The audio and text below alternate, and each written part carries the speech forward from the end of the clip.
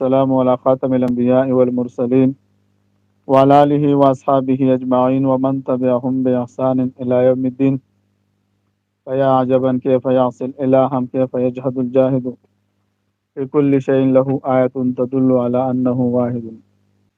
پہلے درس میں ہم نے کچھ چند اہم مضامین پر گفتگو کی تھی۔ ابھی جو ہمارا مقالہ رد الالحاد ہے سے ہم جو دروس کر رہے ہیں، پہلے ہم نے چند صفحات مقدمے کے طور پر بیان کرنا ہے، اس کے بعد دعویٰ جواب دعویٰ پہ ہم پہچانیں گے جدید الحاد کیا ہے، قدیم الحاد، جدید الحاد اور قدیم الحاد کے مابین فرق، اسی طرح مبادیات الحاد آئیں گے، اسی طرح ملحدین کے اعتراضات کے انواع اور اقسام بیان کریں گے ہم۔ الحمدللہ اللہ کے فضل اور توفیق سے، اللہ کے فضل سے اصول و مبادیات رد الالحاد ہمارا کتاب جو ہے وہ شائع ہو چکا ہے۔ اس کی بیک سائڈ پر ہمارے اور کتابیں ہیں، کچھ شائع ہو چکی اور کچھ بھی باقی ہیں۔ تو یہ پہلے مفتی صاحب درس دوبارہ برائے مہربانی دکھائیے گا یہ۔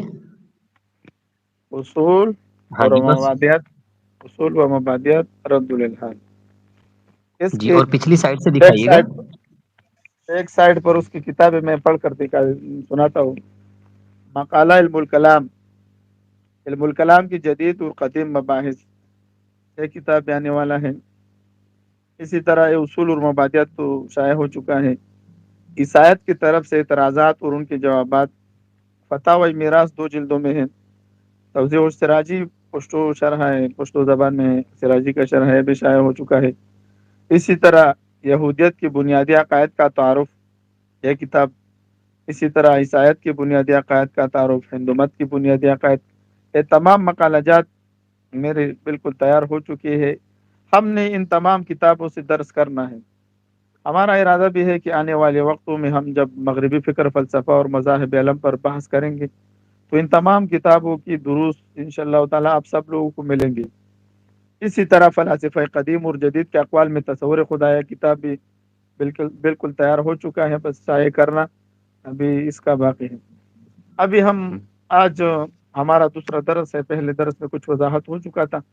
آج صفحہ نمبر 2 پر مولانا صاحب آپ نے عبارت یہاں سے پڑھنا ہے: ملحدین کا انسان کے بارے میں تصور ہے کہ انسان خدا کی مخلوق نہیں ہے بلکہ قائم بذات اور نیچرل پروڈکٹ ہے۔ یہاں سے آپ نے عبارت شروع کرنا ہے، انشاءاللہ تعالی درس کو ہم آگے بڑھائیں گے۔ جی مولانا صاحب۔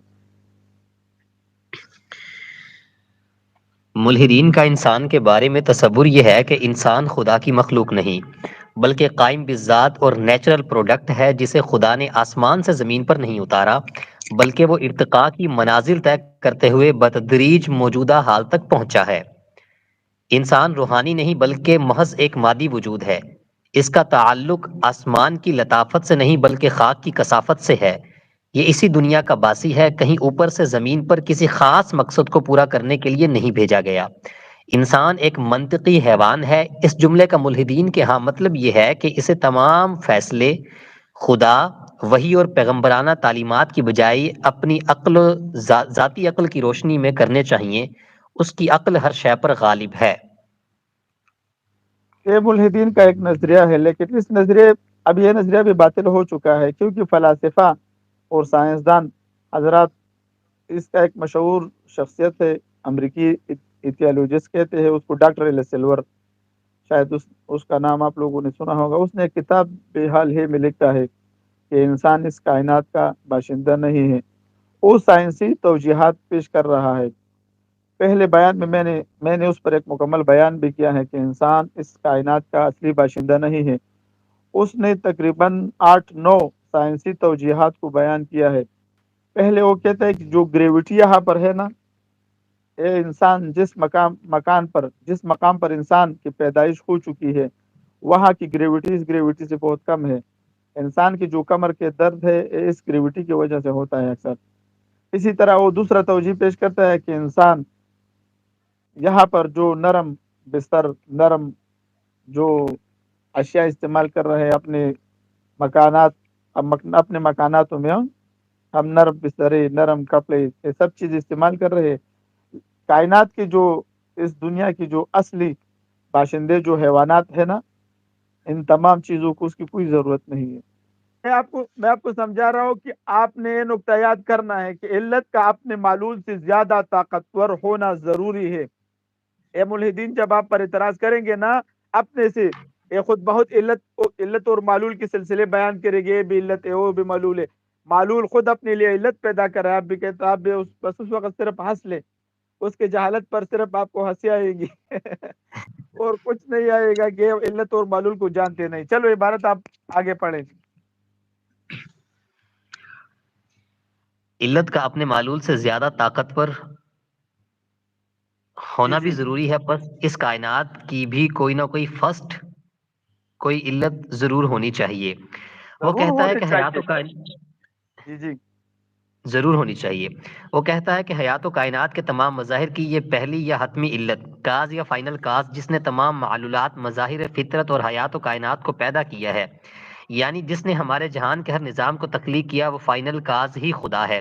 علم کلام میں ہم اسے علت المعلو علت العلل علت العلل کہتے ہیں، علت العلل، سب علتوں کے اوپر ایک علل ہونا چاہیے، یعنی تمام علتوں کی علت کہتے ہیں۔ ہاں یعنی بنیادی علت۔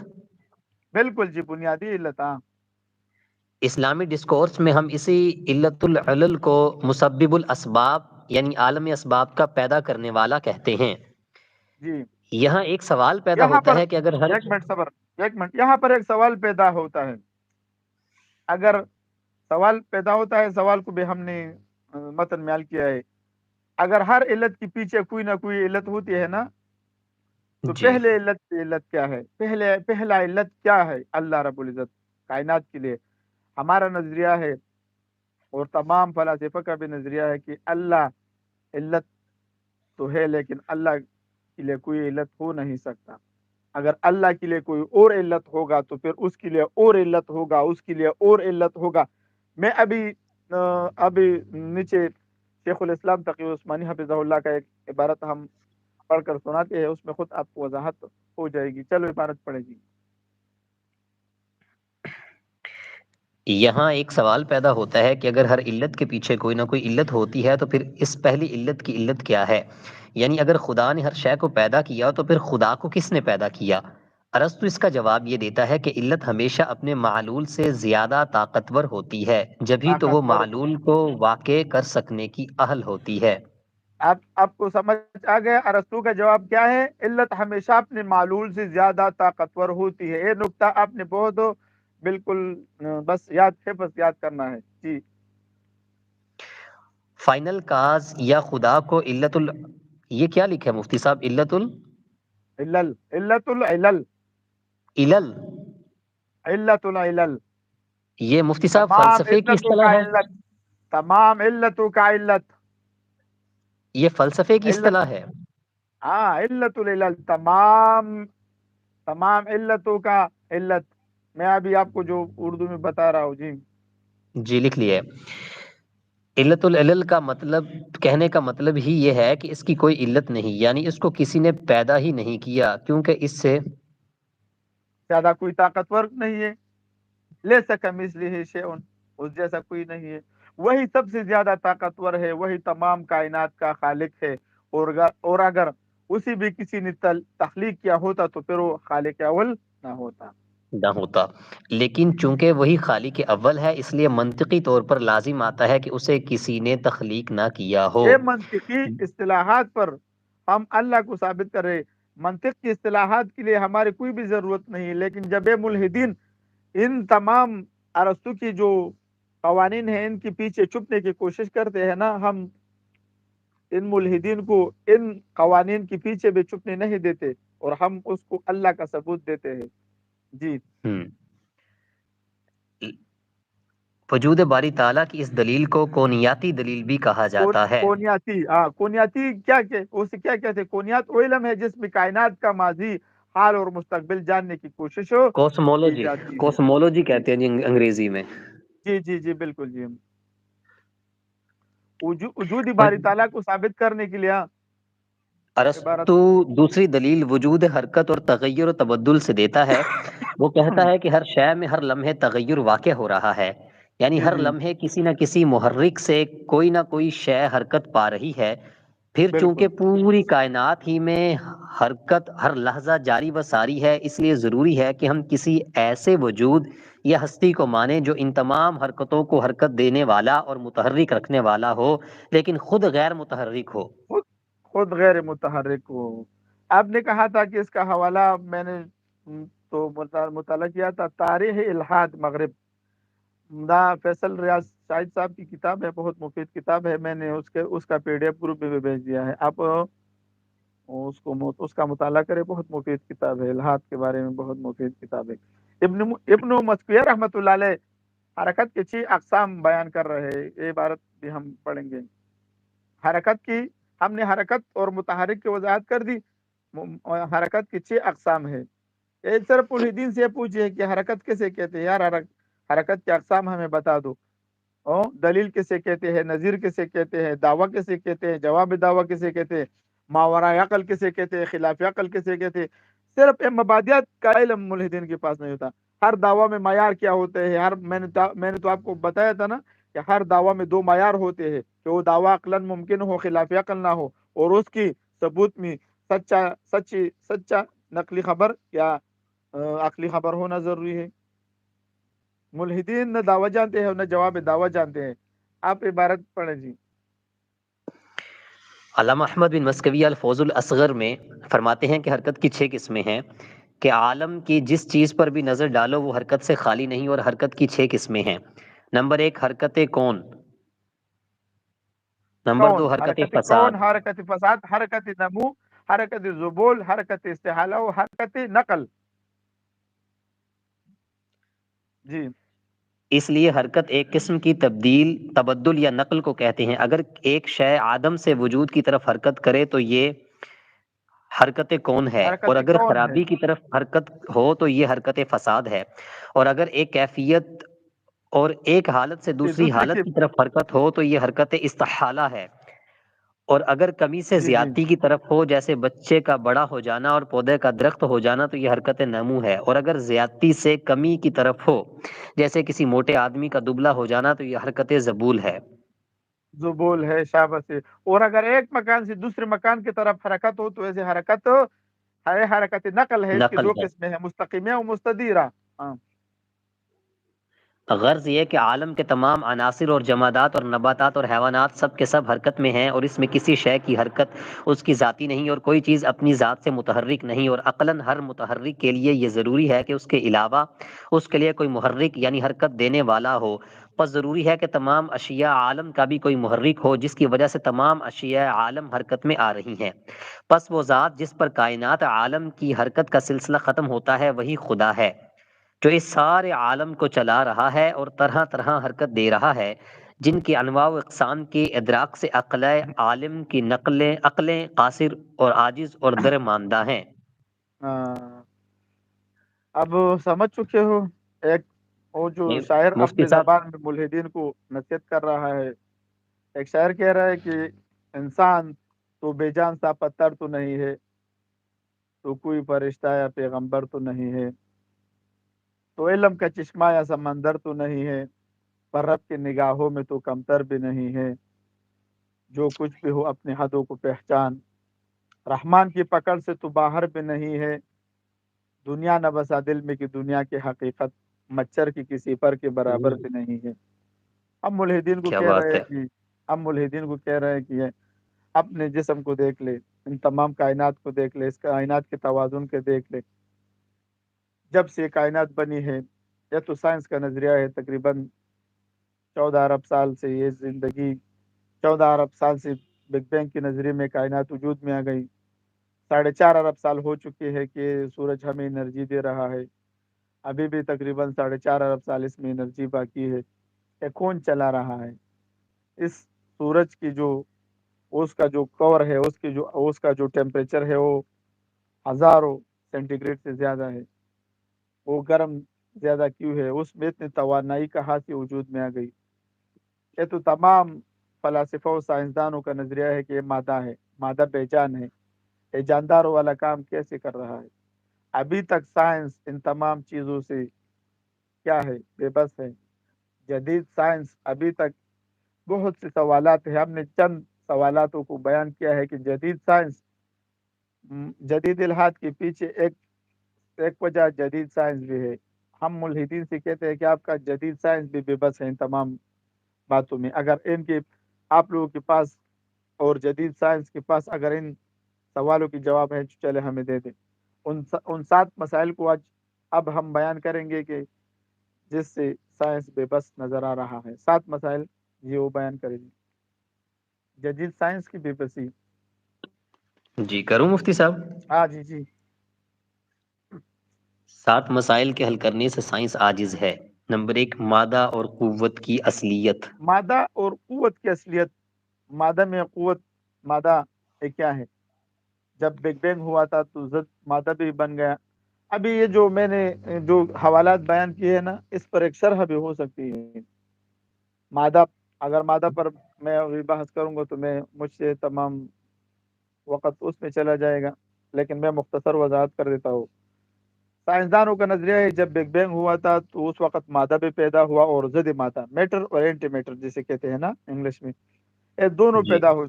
लेकिन कायनात में मादा मौजूद है, जद मादा मौजूद नहीं है। सिर्फ मादे के बारे में जी मुल्हिदीन के पास और तमाम साइंसदानों के पास कोई भी जवाब नहीं है। जद मादा कहाँ चला गया? कुव्वत की असलियत क्या है?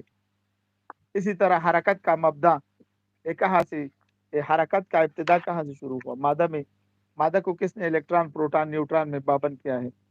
मादे को किसने पाबंद किया है कि जो आम का बीज है ना, उस आम का दरख्त, आम का पौधा निकलेगा? हाँ, इसी तरह जी जो जितने भी और भी जो फल और मेवजात है ना, अपने अपने अपने बीज से क्यों इसी तरह अपना अपना दरख्त उगेगा? इसको, इस मादे को किसने पाबंद किया है? इसी तरह तीसरा सवाल, इल्म हयात का मबदा क्या है? इसी तरह पांचवा सवाल, इस सवाल आप पढ़ ले, ये सातों। कायनात का बाकायदा निज़ाम। जी जी। कुव्वत नातिका का आगाज, पहला इंसान, पहले इंसान ने किससे बोली सीखी थी? ये जबान, जब हम बोल रहे हैं ना, ये तो नजर इर्तिका की वजह से किया कि पहले इंसान 60 लाख साल पहले वजूद में आया था।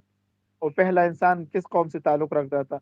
वो मर्द या औरत, उसकी उम्र क्या थी, उसके बच्चे कितने थे, हाँ, उसने किस जबान में बात की थी, उसकी कब्र कहाँ है? इन तमाम का डेटा इनके पास मौजूद है?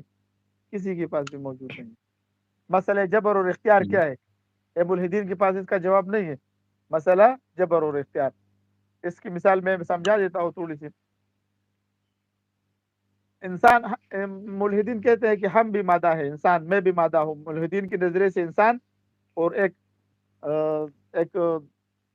पहाड़, इसमें एक रेत की एक डेरी, क्या कहते हैं उसे, टेला, रेत का टेला। एक टेला, टेला, हाँ, इसमें कोई फर्क नहीं है। जी लेकिन मैं कह रहा हूँ कि ये जबर और इख्तियार क्यों है? पहाड़ इख्तियार नहीं रखता, मैं इख्तियार क्यों रखता हूँ? मुझे इख्तियार किसने दिया है? सूरज को देख ले और चांद को देख ले, ये जितने भी सियारे हैं, जितने भी कहकशाएं हैं ना, ये मुसलसल चल रहे हैं ना, ये भी मादा है ना? सूरज मादा है, जमीन मादा है, मैं मादा है या नहीं है? ये तमाम मादा है। इसको किसने पाबंद किया है? जी जी मादा है ये बिल्कुल। कौन, इसको किसने पाबंद किया है कि इसके लिए एक हरकत मालूम है? ये मुसलसल अपने रफ्तार में चल रहे हैं ना? दूसरे नंबर पर आते हैं जो जामिद है, बिल्कुल इख्तियार नहीं रखते और बिल्कुल इसी तरह पड़े रहते हैं, पहाड़, रेत, इसी तरह और जो अशिया है, ये बिल्कुल बेजान जो होते हैं। तीसरे नंबर पर इंसान है। इंसान हमें जो इख्तियार मिला है ना, अभी मैं अपने इख्तियार से यहाँ पर बैठा हूँ। अगर मेरा दिल चाहे तो मैं बस ये बंद कर देता हूँ। इन तब इस मादी को किसने तकसीम किया है? किसी में जबर है, किसी में इख्तियार है। आप समझे नहीं? समझ चुके हो आप? जी जी मुझे समझ आ रही है जी। आपको समझ आ गई ना? इसमें ये मसला जबर और इख्तियार इस मादी में कहाँ से आ गया है? ये खुद बहुत नहीं हो सकता यार, खुद बहुत, हिच चीजें खुद बहुत चीजें नहीं नशुद, हिच चीजें खुद बहुत चीजें नशुद, हिच आहिन खंजर तेगे नशुद, हिच अलवाई नशुद, उस्ताद कार ता गुलामी चक्र रेजे नशुद, مولوی نشد ہرگز مولائے روم تا غلام شمس تبریزی نشد. جی آپ یہی عبارت پڑھیں. سائنس کی حدود ہیں جہاں سائنس پہنچ کر رک جاتی ہے اور اقرار عجز کرتی ہے، جی جی لیکن سائنس کی جہاں انتہا ہے وہ مذہب کی ابتدا ہے۔ ان 7 سوالوں کو مذہب نے حل کر دیا ہے کہ صرف خدائے حکیم کے وجود کا اعتراف کرنے سے ان مسائل کو حل کیا جا سکتا ہے۔ برق پاروں کے مادی تصور کے تحت ان مسائل کے حل کر دینے کا امکان ہے امکان نہیں، امکان ہی نہیں ہے. نہیں۔ بالکل. ابھی شیخ الاسلام تقی عثمانی حفظہ اللہ کا ایک عبارت ہم سنا رہے ہیں کہ وہ کہتا ہے کہ کیا انسان کی رہنمائی کے لیے صرف تنہا عقل کافی نہیں ہے؟ وہ ایک کرسی سے مثال دیتا ہے. شیخ حضرت الاسلام. پہلے یہ بتائیں، یہ جو ابھی ہم نے عبارت پڑھی ہے جی یہ مقالات افغانی سے ہے؟ جی یہ مقالات افغانی یہ میرے پاس پڑا ہے، میں آپ کو دکھا دیتا ہوں، ایک منٹ صبر کریے. مصنف کا نام پورا لکھوا دیں۔ شیخ الاسلام نام شمس الحق افغانی رحمۃ اللہ علیہ، یہاں پشاور میں، یہاں سے آپ کو یہ اچھا ملے گا. مقالات افغانی ہے، شمس الحق افغانی رحمۃ اللہ علیہ کی 2 جلدوں میں ہے. یہ بہت مفید کتاب ہے. ٹھیک ہو گیا، ٹھیک ہو گیا مفتی صاحب، بہت شکریہ آپ کا۔ آگے جی چلیں۔ آگے چلیں. جی شیخ الاسلام. جی جی تنہا صرف عقل کافی نہیں، دیکھیے یہ کرسی ہمارے سامنے کرسی ہے۔ مفتی صاحب آپ بھی سکرین پہ تھوڑا سا اگر جی جی جی آنکھ سے دیکھ کر معلوم کیا کہ اس کے ہینڈل زرد رنگ کے ہیں، جی جی ہاتھ سے چھو کر معلوم ہاتھ کیا سے کہ چھو کر چہرے. معلوم ہاں کیا کہ یہ لیکن تیسرا سوال یہ پیدا ہوتا ہے کہ یہ آیا خود بخود وجود میں آ گئی یا کسی نے اس کو بنایا؟ تو بنانے والا میری آنکھوں کے سامنے نہیں ہے، اس واسطے میری آنکھ بھی اس سوال کا جواب نہیں دے سکتی، میرا ہاتھ بھی سوال کا جواب نہیں دے سکتا۔ اس موقع کے لیے اللہ تعالیٰ نے تیسری چیز عطا فرمائی جس کا نام عقل ہے۔ عقل سے میں نے سوچا کہ یہ جو ہینڈل ہے یہ بڑے قاعدے کا بنا ہوا ہے، یہ خود سے وجود میں نہیں آ سکتا، کسی بنانے والے نے اس کو بنایا ہے۔ یہاں عقل نے میری رہنمائی کی ہے، لیکن ایک چوتھا سوال آگے چل آگے کر چل پیدا کر ہوتا پیدا ہے کہ اس ہوتا ہے. کرسی کو ایک منٹ صبر کر. جی یہاں چوتھا سوال شیخ صاحب کیا کہتے ہیں؟ یہاں چوتھا سوال آگے چل کر پیدا ہوتا ہے کہ اس کرسی کو کس کام میں استعمال کرنا چاہیے، کس میں نہیں، کہاں اس کو استعمال کرنے سے کیا کیا فائدہ ہوگا اور کیا کیا نقصان ہوگا. اس سوال کو حل ہوں کرنے کے لیے عقل بھی ناکام ہو جاتی ہے. اس موقع پر اللہ ہوں تبارک و تعالیٰ نے ایک چوتھی چیز عطا فرمائی، اس کا نام وحی الہی ہے. عبارت پڑھے جی. ہوں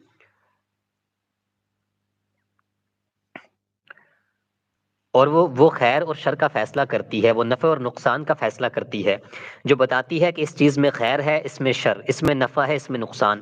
وہی آتی ہے اس مقام پر ہے جہاں انسان کی عقل کی پرواز ختم ہو جاتی ہے۔ عقل کے لہٰذا پرواز جب ختم اللہ ہو جاتی ہے. بالکل جی بالکل. لہٰذا جب اللہ اور اس کے رسول صلی اللہ علیہ وسلم کا حکم آ جائے اور وہ اپنی عقل میں نہ آئے، سمجھ میں نہ آئے، تو اس کی وجہ سے اس کو رد کرنا کہ صاحب میری تو عقل میں نہیں آ رہا لہٰذا میں اس کو رد کرتا ہوں، تو در حقیقت اس عقل کی اور وہی الہی کی حقیقت سے جہالت کا نتیجہ ہے۔ یہاں اگر یہاں ایک سمجھ میں منٹ آتا تو وہی یہاں آنے کی یہاں ضرورت پر کیا تھی؟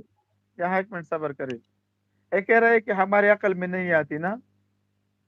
جب جی عقل میں نہیں آتی، ملحدین کیا کہتے ہیں؟ وہ کہتے ہیں کہ یار یہ خلاف عقل ہے.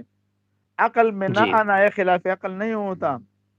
بہت سی چیزیں ہوں ہیں یہ ہمارے عقل میں نہیں آتی، لیکن ہم پھر ہوں بھی مانتے ہیں.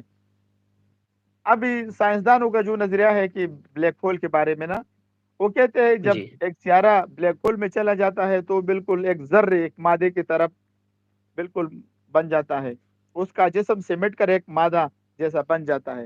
بغیر مکان اور زمان کے ہم نے ابھی تک کوئی چیز دیکھا نہیں ہے، ہمارے عقل میں نہیں آ رہی. ہم اس کو خلاف عقل نہیں کہہ رہے، ہم کہہ رہے کہ چلو سائنسدان کہتے ہیں تو ٹھیک ہے. اسی طرح اسلام کے بہت سے عقائد خلاف عقل نہیں ہے، ماوراء عقل ہے. ملحدین کو وہ خلاف عقل معلوم ہو رہے. مثال کے طور پر حدیث پاک میں آتا ہے کہ جنت میں ایک درخت اتنی بڑی ہوگی کہ 100 سال اس سے ایک تیز رفتار گھوڑا رفتار کرے، اس کے ارد گرد وہ ختم نہیں ہوگا. وہ کہتے ہیں کہ اتنا بڑا درخت خلاف عقل ہے. ہم کہتا ہے کیوں خلاف عقل ہے؟ جب ایک چھوٹی سی درخت بن سکتی ہے تو بڑا درخت کیوں نہیں بن سکتا؟ آپ سمجھتے ہو نا. جی جی وہ کہتا ہے کہ حضرت آدم علیہ السلام کی قد 60 فٹ 70 اسی طرح جو کتابوں میں لکھا ہے وہ خلاف عقل ہے. ہم کہتے ہیں کیوں خلاف عقل ہے؟ جب 5 فٹ 6 فٹ 3 فٹ کا انسان پیدا ہو سکتا ہے تو 60 فٹ کا انسان پیدا کیوں نہیں ہو سکتا؟ خلاف عقل کے لیے کیا ہونا چاہیے؟ یہ بہت ضروری ہے. خلاف عقل اس کو کہتے ہیں جس کی ناممکن ہونے پر ہمارے پاس دلیل عقلی ہو.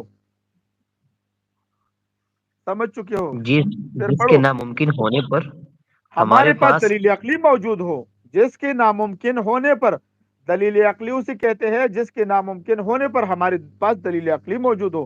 مثال، ابھی ایک شخص آتا ہے آپ کے پاس اور کہتا ہے کہ یار پشاور میں ایک ٹائم پر دن بھی ہے اور رات بھی ہے، تو آپ اس کو کیا کہو گے؟ خلاف عقل کہو گے. آپ کہو گے کہ یار یہ خلاف عقل بات ہے، ایک وقت میں یا دن ہوگا یا رات ہوگی. ایسا نہیں ہو سکتا کہ دن بھی ہو رات بھی ہو. مثال، دوسرا مثال، یہ عدد 5 ہے. اگر کوئی شخص کہے کہ 5 بھی ہے اور 4 بھی ہے تو یہ خلاف عقل ہوگی. عدد یا 5 ہوگا یا 4 ہوگا، اس کو خلاف عقل کہتے ہیں. اب اسلام کے عقائد ماورائے عقل ہے. آپ سمجھتے ہو نا؟ اسلام کے جی بہت سے جی عقائد ماورائے عقل ہے. ملحدین کہتے ہیں کہ خلاف عقل ہے. تو یہ کہتے ہیں کہ ہمارے عقل میں نہیں آتے، خلاف عقل ہے. اس لیے یہ ملحدین کو اچھی نہیں لگتی. یہ ملحدین کا جہالت ہے. جی یعنی دوبارہ جس صاحب کے پڑھے. ناممکن ہونے پر ہمارے پاس دلیل عقلی ہو اسے خلاف عقل کہتے ہیں مفتی صاحب. بالکل اسے خلاف عقل کہتے ہیں جس کے ناممکن ہونے پر ہمارے پاس دلیل عقلی. اور میں نے 2 مثال سمجھا دی، اور بھی بہت سے مثالیں ہیں. اچھا، ایک چھوٹی سی بات مفتی صاحب درمیان میں، جی جی آپ یہ بتلا دیجئے کہ ہمارے پاس علم کے ذرائع ہمارے اور ملحدین کے درمیان کیا فرق ہے؟ یہ اسی عبارت کے ذہن سے میرے سامنے سوال آیا ہے. ملحدین مشاہدات آپ سے مانگتے ہیں مذہب کے بارے میں. جب وہ آپ کے پاس آتے ہیں نا، وہ کہتے ہیں کہ ہمیں دکھا دو. دکھانا اور بات ہے، اور کسی ایک چیز کو ثابت کرنا اور بات ہے. تمام عدالتوں میں نظیر نہیں چلتا ہے. ملحدین کا عالمیہ یہی ہے کہ ملحدین ہم سے نظیر کا مطالبہ کر رہے ہیں. مجھے دکھا دو. حضرت موسیٰ علیہ السلام کی لاٹھی سی سانپ بن گئی تھی نا، وہ کہتا ہے کہ یار یہ ہمیں دکھا دو. ہم مدعی سے دلیل کا مطالبہ ہوتا ہے، نظیر کا مطالبہ نہیں ہوتا. ملحدین ہم سے نظیر کا مطالبہ کر رہے. ٹھیک ہے الہاد ٹھیک ہے. کی اصول ہم جب بیان کریں گے نا، وہاں پر یہ تمام چیزیں آئیں گی آپ کے سامنے. عدم مشاہدہ عدم وجول کا دلیل نہیں ہے. پہلا دلیل ہے ایک چیز جب آپ دیکھ نہیں سکتے، اس کا یہ مطلب نہیں کہ وہ چیز باطل ہے. ہم کیوں نہیں دکھا سکتے؟ اس کے اپنے ہم اس لیے دکھا نہیں سکتے کہ ہم نے عقل کے تجربے میں وہ لایا نہیں ہے. یہ ہمارا عقل دنیاوی عقل ہے. اس میں باباد طبیعت کے بارے میں جو چیزیں ہیں یہ پردے میں ہے. اگر ہم اس کو دیکھ لیں تو پھر تو یہ امتحان نہ رہے گا نا. ایک چیز آپ اور میرے لیے ماورائے عقل ہوگی، لیکن نبی علیہ السلام کے لیے وہ ماورائے عقل نہیں ہے. جی اس کا مطلب یہ ہے کہ ایک سب سے بڑا جو اختلاف ہے وہ ملحدین کا اور ہمارے مابین علم کے ذرائع میں اختلاف ہے کہ علم سورسز آف علم نالج کیا ہیں. علم اصلی تو علم کے ذرائع کا اختلاف ہے نا ہمارے اور ملحدین کے پاس. ابھی تو آپ یہ تو دوسرا درس ہے نا. یہ تو آپ آگے چل کر آپ خود انشاءاللہ تعالی جب مبادیات میں آپ پڑھیں گے نا تو انشاءاللہ یہ خود بہت آپ سمجھ جاؤ گے. آپ عبارت پڑھے کہ بس میں بھی کچھ ساتھی مہمان آ چکے ہیں. انشاءاللہ تعالی میں بھی درس ختم کرتا ہوں بعد میں انشاءاللہ تعالی. اگر عقل سے خود بخود فیصلہ ہوتا تو اللہ تعالیٰ ایک حکم نازل کر دیتے مطابق جو چیز اچھی لگے وہ کرو اور جو بری لگے اس سے بچ جاؤ. نہ کسی کتاب کی ضرورت، نہ کسی رسول کی ضرورت، نہ کسی پیغمبر کی ضرورت، نہ کسی مذہب اور دین کی ضرورت. لیکن جب اللہ نے اس عقل دینے کے باوجود اس پر اکتفا نہیں فرمایا بلکہ رسول بھیجے، کتابیں اتاری، وہی بھیجی، تو اس کے معنی یہ ہیں کہ تنہا عقل انسان کی رہنمائی کے لیے کافی نہیں تھی. انسان کے لیے عقل صرف عقل کافی نہیں ہے کہ ایک انسان کہے کہ بس یار میرے پاس عقل موجود ہے اور بس میں اس عقل سے تمام فیصلے حل کروں گا. انسان عقل کے ذریعے کچھ بھی نہیں کر سکتا. اور عقل کا معیار کیا ہے؟ آنے والے درس میں خود 20ویں صدی کا عقل معیار ہوگا، 19ویں صدی کا عقل تو بے بس ہے نا. عقل کے بے بس ہونے کے ہم نے جو مثالیں بیان کی ہے انشاءاللہ تعالیٰ عقل کی بے بسی، عقل کا میزان حال ہم دوسرے درس میں بیان کریں گے. ہمارا جو تیسرا درس ہوگا میزان عقل کے بارے میں ہوگا. ہم نے آج تھوڑی سی مختصر وضاحت فرما دی الہاد کے بارے میں. انشاءاللہ تعالیٰ یہ سلسلہ آگے بھی بڑھے گا. ابھی انشاءاللہ میں کہتا ہوں کہ بس اتنا درس کافی ہے، اور انشاءاللہ بعد میں انشاءاللہ کل بھی انشاءاللہ ایک درس ہوگا. ٹھیک ہے انشاءاللہ. ٹھیک ہو گیا مفتی صاحب، بہت شکریہ آپ کا. اوکے جی، مہربانی. السلام علیکم.